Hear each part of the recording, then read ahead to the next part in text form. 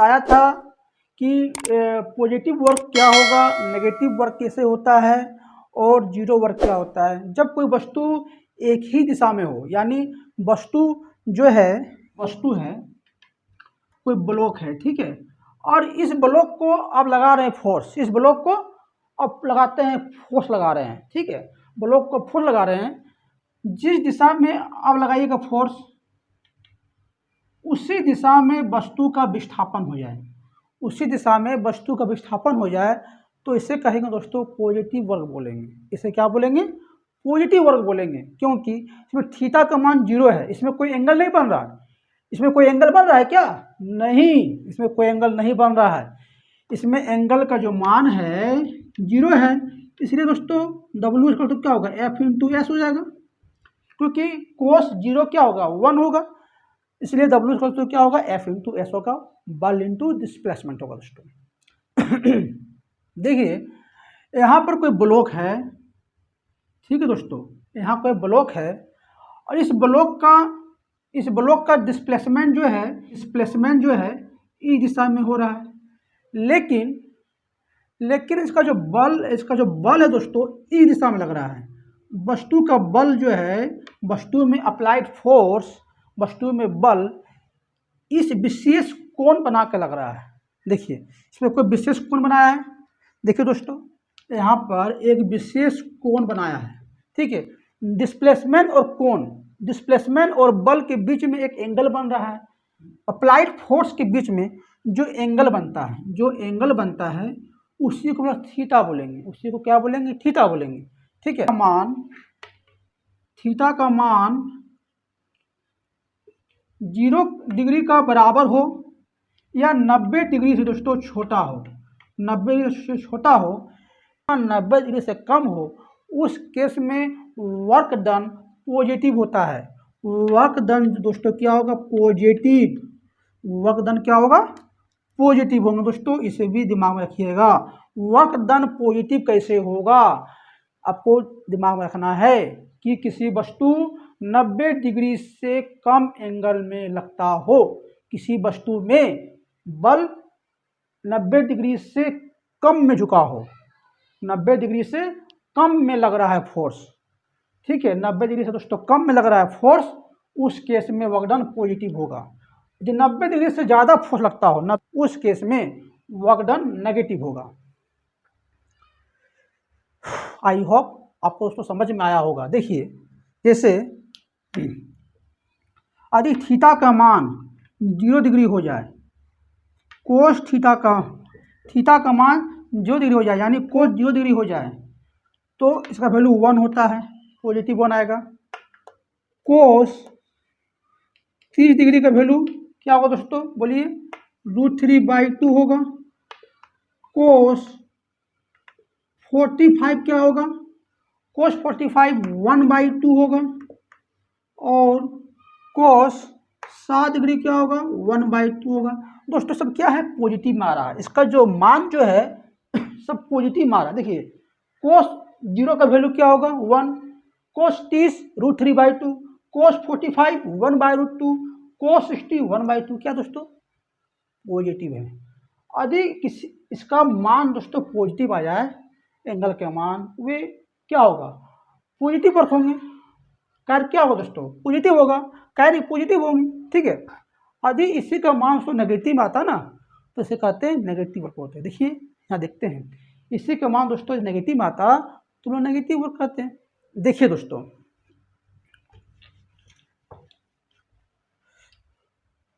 देखिए यदि कोई ब्लॉक यहाँ पर है, ठीक है, यहाँ क्या एक ब्लॉक है, ठीक है। यदि ब्लॉक का डिस्प्लेसमेंट जो है इस दिशा में हो रहा है, डिस्प्लेसमेंट जो है इस दिशा में हो रहा है, लेकिन जो फोर्स है इस डायरेक्शन में लग रहा है, फोर्स इस डायरेक्शन में लग रहा है फोर्स, यानी इस दोनों के बीच में दोस्तों एंगल बनेगा, इसके बीच में एंगल होगा दोस्तों, इसे क्या, इसके बीच में एक एंगल होगा, थीटा एंगल होगा, ठीक है। देखिए ये जो फोर्स लग रहा है 90 डिग्री से ज़्यादा फोर्स लग रहा है, ठीक है। फोर्स का जो एंगल है वो 90 डिग्री से दोस्तों ज़्यादा है, लेकिन 180 डिग्री से कम होगा ना, उसके कहेंगे नेगेटिव वर्ग बोलेंगे। देखिए जैसे दोस्तों थीटा बराबर 90 डिग्री से ज़्यादा लग रहा है फोर्स और 180 डिग्री के कम या बराबर लग रहा है फोर्स दोस्तों, इसी को क्या बोलेंगे? नेगेटिव वर्ग बोलेंगे। इसी को नेगेटिव वर्ग बोलेंगे। ठीक है, आई होप आपको समझ में आया होगा। बहुत इंपॉर्टेंट है, इसे याद रखिएगा। देखिए देखिए दोस्तों, कौन सा एंगल में दोस्तों नेगेटिव वर्ग होगा ये भी देख लीजिए। यदि कोस के मान 120 डिग्री हो दोस्तों, कोस 120 का मान क्या होगा? देखिए तो कोस 90 प्लस 30 माइनस साइन 30 यानी -1/2। कोस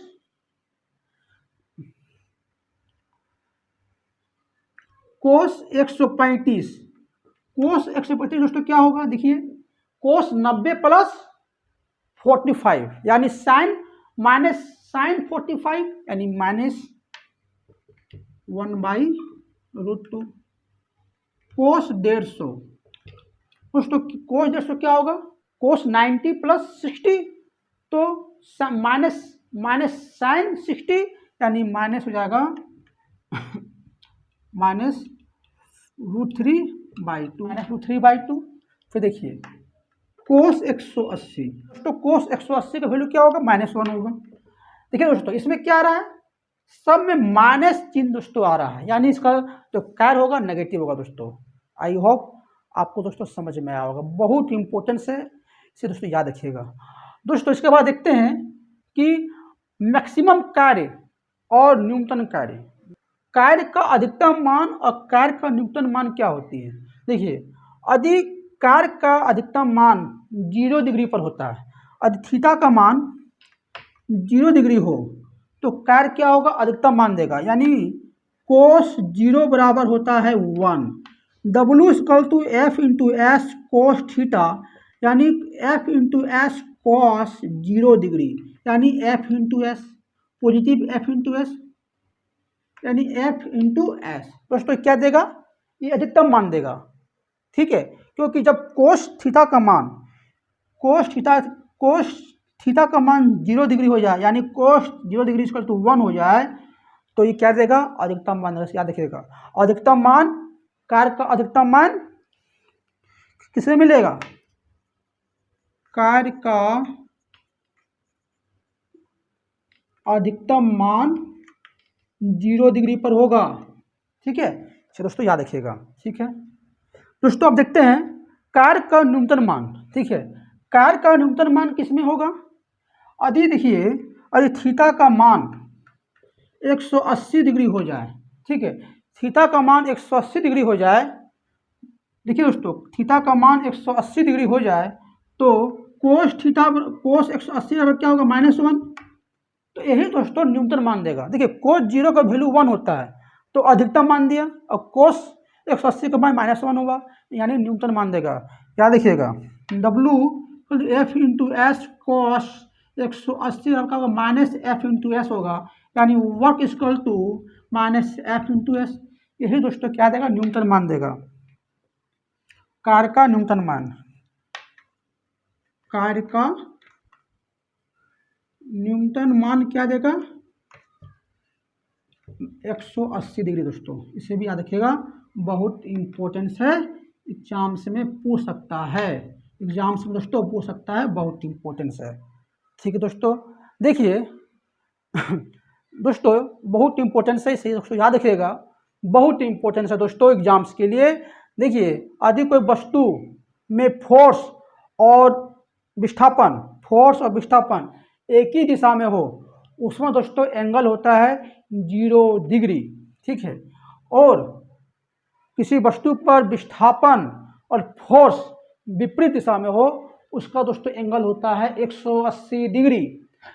जब वस्तु में लंबवत लग रहा है फोर्स, वस्तु में विस्थापन के लंबवत लग रहा है फोर्स, तो दोस्तों उसमें वर्क 0 होता है। देख लीजिए, देखिए यदि थीटा का मान, देखिए इस वस्तु है, इस वस्तु में फोर्स इसी दिशा में लग रहा है और डिस्प्लेसमेंट भी इसी दिशा में है। इसी को दोस्तों बोलते हैं एंगल जीरो, इसमें एंगल जीरो बनेगा। ठीक है, इसके बाद देखिए यदि थीटा का मान 180 डिग्री है, इसका दोस्तों अर्थ क्या है दोस्तों, इसमें क्या देगा, पॉजिटिव वर्ग देगा। ठीक है, और सेकेंड थीटा का मान 180 डिग्री रहेगा, इसका अर्थ क्या है दोस्तों, कोई ब्लॉक है यहाँ पर। ठीक है, इसमें लग रहा है फोर्स, इस दिशा में लग रहा है फोर्स दोस्तों, इस दिशा में लग रहा है, लेकिन इसका जो डायरेक्शन होगा दोस्तों अपोजिट होगा, इसका डायरेक्शन क्या होगा, अपोजिट होगा। यानी दोस्तों इसके बीच का जो एंगल है, देखिए यहाँ पर विस्थापन इधर है और फोर्स इधर है, यानी इसके बीच का जो एंगल दोस्तों क्या है, 180 डिग्री है। इसके बीच का एंगल क्या है, 180 डिग्री है यार, इसलिए इसमें दोस्तों नेगेटिव वर्क होता है। ठीक है, 180 डिग्री का मतलब दोस्तों याद रखिएगा, इसका बीच का जो विपरीत दिशा में हो, मतलब विस्थापन और बल जो है विपरीत दिशा में रहेगा, उसको दोस्तों एंगल 180 डिग्री होता है। ठीक है, देख लीजिए फिगर में। ठीक है, इसको दोस्तों ऐसे मान लीजिए क्या है, 180 डिग्री है। ठीक है, और दोस्तों वस्तु में जब थीटा का मान 90 डिग्री का क्या अर्थ है, वस्तु का जो विस्थापन इस दिशा में हो और बल जो है इस दिशा में लग रहा है, तो इसका बीच का एंगल क्या है, 90 डिग्री, यानी क्या होगा, वर्क जीरो हो जाएगा, वर्क दोस्तों जीरो हो जाएगा। ठीक है, या वस्तु का विस्थापन दोस्तों इस दिशा में है और फोर्स लग रहा है दोस्तों इस दिशा में लग रहा है, उस केस में क्या होगा, बल 90 डिग्री बनेगा और वर्क क्या होगा, जीरो हो जाएगा। क्यों दोस्तों, कोस 90 का वैल्यू कितना होता है, जीरो होता है, कोस 90 का वैल्यू जीरो होता है। ठीक है, आई होप समझ में आया होगा।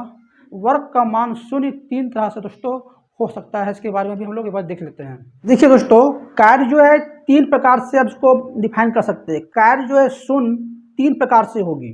तो पहला केस क्या होगा, आरोपित बल, अप्लाइड फोर्स, और उसका विस्थापन लंबवत हो।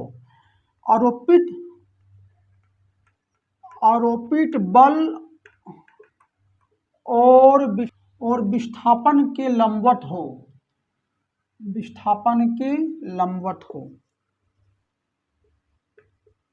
लंबवत हो तो इसमें वर्क का मान दोस्तों जीरो होता है।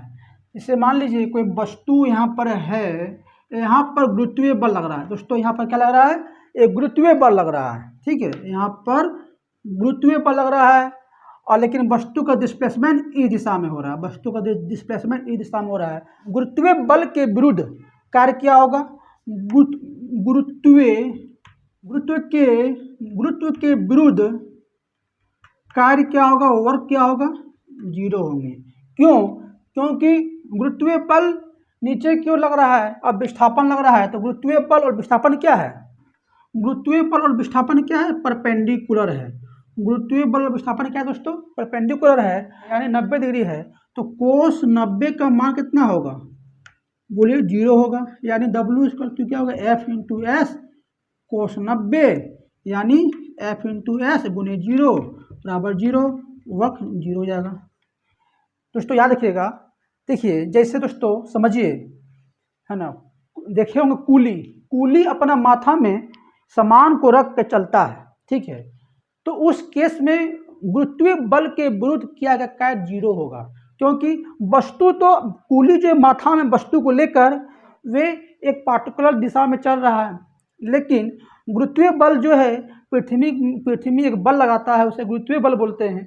तो वो तो नीचे की ओर बल लग रहा है, तो देखिए नीचे की ओर बल लग रहा है, लेकिन कूली जो वस्तु को एक पार्टिकुलर दिशा में ले जा रहा है, लेकिन इसका विस्थापन और गुरुत्वीय बल नीचे की ओर लग रहा है। उस केस में दोनों के बीच में एंगल 90 डिग्री बनेगा, उसके बीच में एंगल दोस्तों 90 डिग्री का बनेगा, इस कारण कोस 90 हो जाएगा जीरो, तो वर्क डन जीरो हो जाएगा। आई होप आपको समझ में आया होगा। दोस्तों ये पहला केस हो गया। कुछ और एग्जाम्पल ले लेते हैं। जैसे देखिए कोई वृत्ताकार मार्ग है दोस्तों, ठीक है, ये क्या है, वृत्ताकार मार्ग है। एग्जाम्पल दोस्तों ले रहे हैं। एग्जाम्पल क्या है, पहला एग्जाम्पल मैंने लिया था कि कूली जो है माथा में बैग को लेकर यदि वे पार्टिकुलर दिशा में दोस्तों चल रहा है, यानी अपने डिस्प्लेसमेंट कर रहा है, तो गुरुत्वीय बल के विरुद्ध क्या कहता है, जीरो होगा। क्योंकि दोस्तों गुरुत्वीय बल जो होते हैं नीचे क्यों लगता है, देखिए ये कूली है, सामान है, वस्तु है, हाँ, इसका नीचे की ओर एक गुरुत्वीय बल लग रहा है, डिस्प्लेसमेंट ई दिशा में हो रहा है, तो दोनों के बीच में एंगल 90 डिग्री बन रहा है, तो कोस 90 जीरो, तो वर्क डन जीरो, क्या जीरो हुआ। लेकिन एक सर्कुलर पाथ है, ठीक है दोस्तों। सर्कुलर पाथ में एक अभिकेंद्रीय बल ई दिशा की ओर लगता है। अभिकेंद्रीय बल दोस्तों केंद्र में लगता है, लेकिन डिस्प्लेसमेंट जो है अभिकेंद्रीय बल के परपेंडिकुलर होता है। इसी कारण वृत्ताकार मार्ग में किया गया वर्क दोस्तों जीरो होता है, ठीक है। इसे दोस्तों याद रखिएगा दोस्तों, बहुत इंपॉर्टेंस है। ये नंबर 1 हो गया, 3 नंबर 1 हो गया दोस्तों, 3 स्थिति में वो दोस्तों जीरो होता है। नंबर 2 देखिए, नंबर 2 में दोस्तों वर्क डन दोस्तों जीरो कैसे होगा। देखिए यदि विस्थापन के मान जीरो हो जाए, देखिए यदि दोस्तों विस्थापन यानी डिस्प्लेसमेंट यानी विस्थापन का मान यदि जीरो हो जाए, ठीक है, विस्थापन का मान जीरो हो जाए। जैसे दोस्तों हम दीवार में, कोई व्यक्ति दीवार को लगाता है फोर्स, लेकिन दीवार जो है हिल नहीं रहा है, दीवार को हिला नहीं पा रहा, दीवार को विस्थापन नहीं कर पा रहा है, दीवार को डिस्प्लेसमेंट नहीं कर पा रहा है। वो व्यक्ति तो लगाता है फोर्स, व्यक्ति जो है दीवार में फोर्स तो लगा रहा है, लेकिन दीवार डिस्प्लेसमेंट नहीं हो पा रहा है। तो डिस्प्लेसमेंट क्या जीरो हो गया। यदि डिस्प्लेसमेंट जीरो हो जाएगा तो वर्क डन दोस्तों जीरो हो जाएगा ना। देखिए यदि व्यक्ति जो वर्क तो क्या होगा, F/S। फोर्स तो दोस्तों वो व्यक्ति लगा रहा है 10 न्यूटन, 5 न्यूटन, 100 न्यूटन दीवार को लगा रहा है फोर्स, लेकिन दीवार तो डिस्प्लेसमेंट तो होगा नहीं, तो डिस्प्लेसमेंट जीरो हो गया, वर्क डन दोस्तों जीरो हो जाएगा।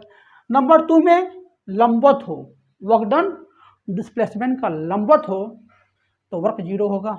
यदि विस्थापन जीरो हो जाए तो वर्क डन जीरो होगा।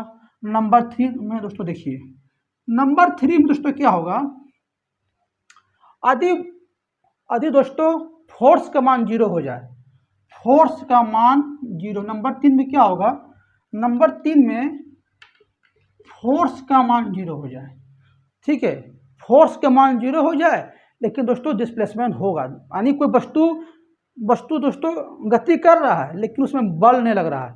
जैसे अंतरिक्ष में वस्तु की गति, अंतरिक्ष में क्या है, वस्तु तो गति कर रहा है, बस फोर्स नहीं लग रहा है, लेकिन उसमें डिस्प्लेसमेंट तो हो रहा है ना। लेकिन फोर्स यदि जीरो हो जाएगा, डिस्प्लेसमेंट हो अथवा ना हो, लेकिन फोर्स जीरो हो जाएगा तो दोस्तों वर्क डन तो जीरो होगा ना। तो W तो क्या होगा, F/S होता है, फोर्स जीरो हो गया तो डिस्प्लेसमेंट कुछ भी हो तो वर्क डन भी जीरो हो जाएगा। दोस्तों वर्क डन जीरो होने के लिए 3 बात को याद रखिएगा।